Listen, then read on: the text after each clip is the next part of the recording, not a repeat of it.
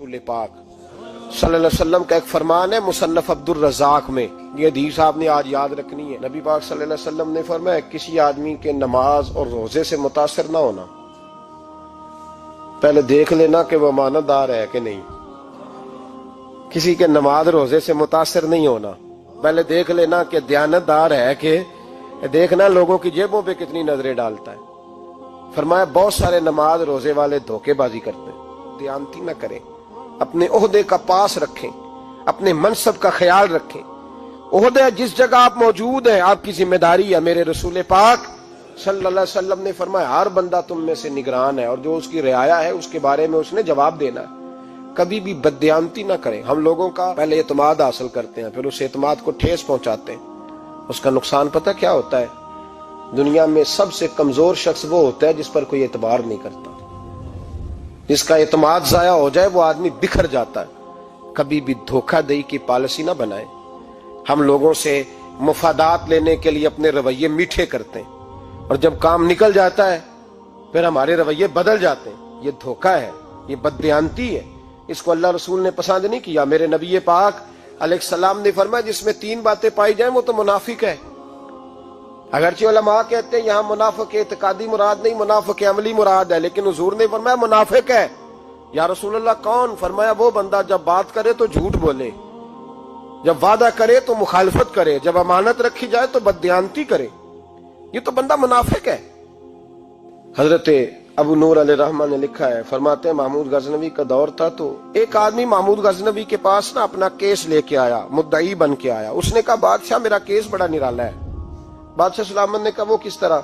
कहने लगा ये मेरे पास एक थैली है, मैं ना सफर पे जाने लगा तो ये थैली पूरी हीरों की भरी हुई। फलां इलाके के जो काजी साहब है ना, मैं जाती दफा मैं कहीं सफर पे जा रहा था तो मैं उनके पास छोड़ गया कि रास्ता लंबा है, कहीं कोई मुझसे छीन ना ले, हीरों की भरी हुई थी। कुछ दिनों के बाद मैं वापस आया हूं, काजी साहब ने मुझे थैली वापस की है तो इसमें हीरों की बजाय खोटे सिक्के निकले। अब मैंने काजी साहब से कहा है तो काजी साहब तो मेरे गिरेबान तक आते हैं, वो कहते हैं बता कहीं से फटी है, खुली है?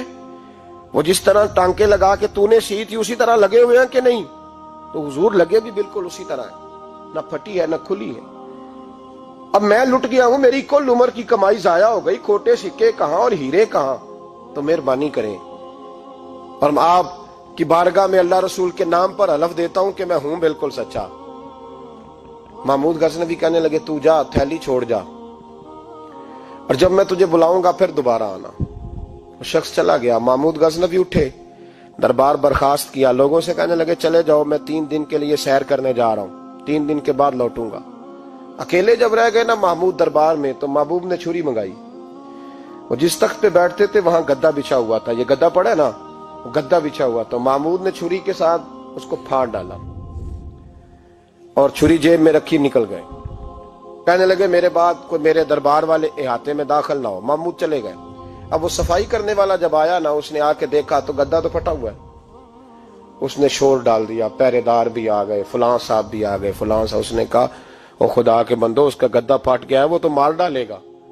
उसने कहा था सिवाय सफाई और निगरानी वाले के दूसरा आए कोई ना, और यहाँ आया भी कोई नहीं। पहले दिन ही फटा हुआ है तो लटका देगा सबको, क्या करें? शोर हो गया, सारे दरबार के मुलाजिमीन इकट्ठे हो गए। एक बंदा बोला, कहने लगा फिक्र ना करो, मैं कैसे बंदे को जानता हूं, इस तरह सिएगा कि जिसने फाड़ा होगा उसे भी पता नहीं चलेगा कहां से फटा था। ऐसा बेहतरीन रफू करेगा कि पता भी। उसने कहा यार हम सारे 1-1 महीने की तनख्वाह देते हैं, तू बंदा बुला। वो बुला लिया उसको, उसका नाम मोहम्मद रफूगर था। वो आया, उसको गद्दा दिखाया, उसका यार इस तरह सीना पता ना चले। उसने कहा फिक्र ही ना करो, मैं बड़ा कारीगर हूं। बड़े बड़े कारीगर लोग नहीं हमारे मुल्क में पाए जाते, कोई निशान छोड़ते हैं पीछे? बड़े कारीगर का पैसे होने चाहिए, बड़े बड़े कारीगर बंदे। आप यकीन करें ऐसा ऐसा फलसफा, ये उम्रा इबादत है ना, सरकार दो आलम सल्लल्लाहु अलैहि वसल्लम की बारगाह की हाजिरी बड़ी नेमत है ना। तो सऊदी गवर्नमेंट ने पाबंदी लगा दी, खैर उनकी भी ज्यादती है। इस तरह की पाबंदियां शरीयत इस्लामिया में जायज नहीं। अल्लाह के घर मुसलमान जब चाहे जा सकता है, लेकिन वो कहते हैं जी 2000 रियाल दे जिसने 2 साल बाद भी आना है। उन्होंने पाबंदी लगाई तो हमारे एजेंटों ने भी कई खास ट्रेनिंग हासिल की हुई है, पता नहीं कहां से सीख के आए, उन्होंने भी रास्ता निकाल लिया। ایک صاحب سے میں نے کہا کہ جناب وہ 2000 ریال لگ گیا تو کیا کرنا ہے؟ کہنے کوئی مسئلہ نہیں، پاسپورٹ نواں بنوا لو، گنجائش ہے، یعنی ہر شے کا حل ہے۔ اور میں نے کہا یار اب عمرہ کرنے جاتے وقت بھی بندہ دھوکہ دے کے جائے، اللہ کے گھر جاتے وقت بھی اس طرح کی حرکت کرے، کیا حال ہو گیا؟ ہر چیز کا لوگوں نے حل نکال لیا، ہر چیز کا لوگوں نے سٹائل بنا لی۔ ایسا نہ کریں، یہ درست نہیں۔ احمد رفو کر کہنے لگا اس طرح سیوں گا کہ پھاڑنے والے کو بھی پتہ نہیں۔ ان کا پیسے لے یار تو سی دے۔ اس نے سی دی، اگلے شام ہی لا کے بچھا دیا گدا۔ تیسرے دن بادشاہ سلامت آئے، آ کے پہلی نظر گدے پہ ڈالی، اس نے بلایا سب ملازمین کو، کہا کس نے سیا ہے؟ کہا جناب کیا ہوا؟ کہا یہ پھٹا ہوا تھا۔ کس نے؟ کہا نہیں پھٹا ہی نہیں۔ وہ کہنے لگے بنو بات، میں خود پھاڑ کے گیا تھا، تو بتاؤ صحیح سیا کس نے ہے؟ کہا جناب آپ پھاڑ کے گئے تھے تو بتایا کیوں نہیں؟ فرمانے لگے اسی لیے تو بتایا نہیں تھا کہ تم خود تحقیق کر لو، بلاؤ بتاؤ سیا کس نے۔ تو بلا لیا، احمد رفو گھر آ گیا۔ اس کو جب بلا کے سامنے بادشاہ کھڑا کیا، کہا بھئی تو نے سیا ہے؟ کہنے لگا حضور آپ کے سارے ملازم کٹھے ہو کے آئے تھے، میری غلطی کوئی نہیں۔ کہا نہیں یار تو بڑا کاریگر ہے، میں نے اپنے ہاتھ سے پھاڑا تھا پر مجھے بھی نہیں پتا چل رہا کہاں سے پھٹا تھا۔ اچھا یہ بتا یہ تھیلی جو ہے یہ بھی تو نے سی تھی؟ اس نے کہا جی آپ کے خادم کا ہی کارنامہ ہے، وہ فلانے علاقے کے قاضی صاحب آئے تھے، اس میں سے ہیرے نکال کے تو کھوٹے سکے بھرے تھے، تو مجھے بھی تھوڑا سا حصہ ملا تھا۔ محمود نے سارے گواہ بھی اکٹھے کر لیے، ثبوت بھی اکٹھے کر لیے۔ پھر قاضی کو بلایا، پہلے سارے ثبوت اور گواہ کیس حل کر لیا۔ پھر ہمارے ہاں یہ حال ہوتا ہے کہ مدعی 2-3 ہفتے کے بعد خود ہی ہاتھ باندھ جاتا ہے، کہنا تسی میری جان چھڈو، مجرم پھڑو پاوے نہ پڑھو۔ وہ کہتا ہے مجھے معافی دو، میں رہا۔ ظلم ہے نا، ظلم زیادتی ہے کہ جو بیچارہ اتنے سوال مجرم سے نہیں ہوتے جتنے مدعی سے ہوتے ہیں۔ اب یقین کریں اتنے سوالات ہوتے بیچارہ ہف جاتا ہے۔ یہ طریقہ درست تو نہیں، ایک لٹ گیا اور دوسرا طرح طرح کے سوالوں کے جواب دیتا پھرے بیچارہ۔ سارے ثبوت اکٹھے کر کے قاضی صاحب کو بلایا، تنہائی میں لے جا کے محمود غزنوی نے کہا قاضی صاحب آپ سے غلطی ہو گئی، غریب آدمی تھا، وہ لٹ گیا ہے، اس نے تو بڑی مشکل سے کچھ ہیرے جمع کیے تھے اور اس کی کل کائنات تھی، تو آپ اس کا مال اسے دے دیں، بات ختم۔ قاضی صاحب کہنے لگے آپ مجھ پہ الزام لگا رہے ہیں، سوال ہی نہیں پیدا ہوتا۔ آپ میری داڑھی دیکھیں، آپ میرا اعزاز دیکھیں، دنیا جانتی ہے میں اس کا۔ قاضی صاحب انسان بھول ہی جاتا ہے، بندہ بھول جاتا ہے، غلطی ہوگی، مال نے کہا نہیں سب کہا میں تنہائی میں پوچھ رہا ہوں، میں اس وقت پوچھ رہا ہوں جب دوسرا موجود کوئی نہیں، آج توبہ کر لے، میں کچھ نہیں کہوں گا، تو میری زبان پہ اعتبار کر، تجھے پتہ ہے میں جو کہتا ہوں اس پہ عمل بھی کرتا ہوں، باز آ جا۔ پر قاضی نے کہا نہیں میری غلطی کوئی نہیں۔ محمود نے پھر بھرے دربار میں بلا لیا، مجمع عام میں۔ مہلت کے دنوں میں جو توبہ کر لے وہ بچ جاتے ہیں، لیکن لوگ رسوائیوں کے دنوں میں پھر واپس لوٹتے ہیں اگلا گھر دیکھ کے، پھر حالات اور طرح کے ہو چکے ہوتے ہیں۔ جب بھرے دربار میں قاضی کو بلایا، بھائی تو مانتا ہے کہ نہیں؟ اس نے کہا نہیں۔ تو کہا بلاؤ احمد رفو گر کو۔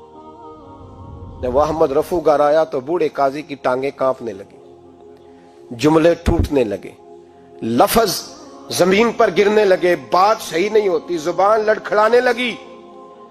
محمود کہنے لگے قاضی میں نے تجھے کہا تھا وہاں مان جا بات، اب بھرے دربار میں بول۔ تو جب قاضی صاحب کی گردن خود بخود جھک گئی تو دنیا سمجھ گئی، کہا نکل جا میرے دربار سے۔ محمود بولے نکل جا، اتنی تجھے عزت دی، اتنی بڑی تنخواہ دی، قاضی بنایا، اور یہ چھوٹی سی رقم کے لیے، تھوڑی سی رقم کے لیے تو بددیانت ہو گیا، چل چلا جا، نکل۔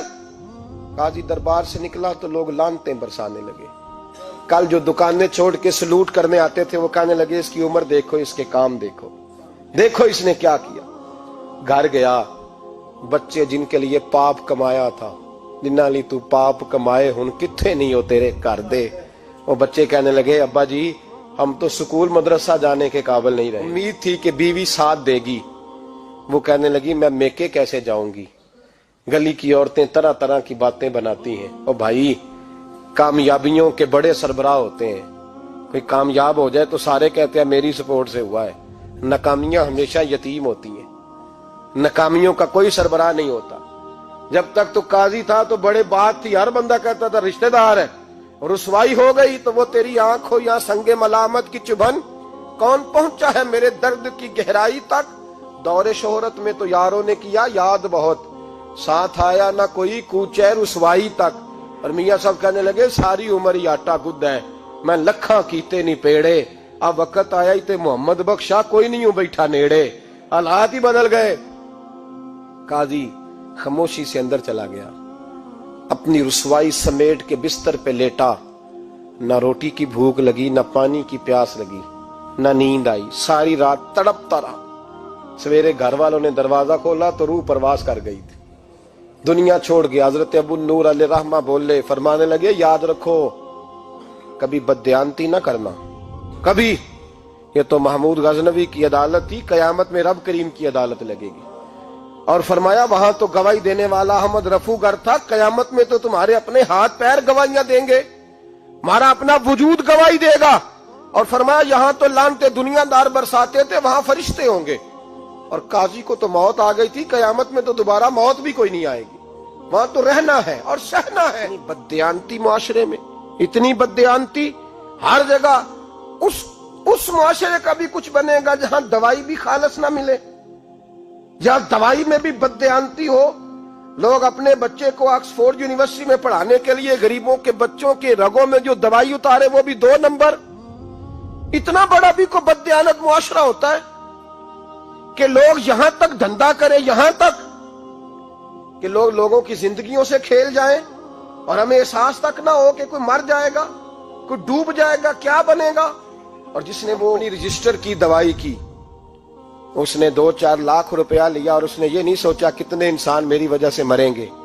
قتل صرف یہ تو نہیں ہوتا گولی مار کے مار دینا، لوگوں کی زندگیوں سے لوگ کھیل جاتے ہیں، لوگ تباہی کر جاتے ہیں، لیکن بددیانتی سے باز نہیں آتے۔ میرے رسول پاک علیہ السلام کے غلاموں، نبی پاک صلی اللہ علیہ وسلم نے ذرا سی بددیانتی، اور صحابہ کا یہ مزاج تھا، اتنی سی بھی کبھی ان سے غلطی ہوتی تو تڑپ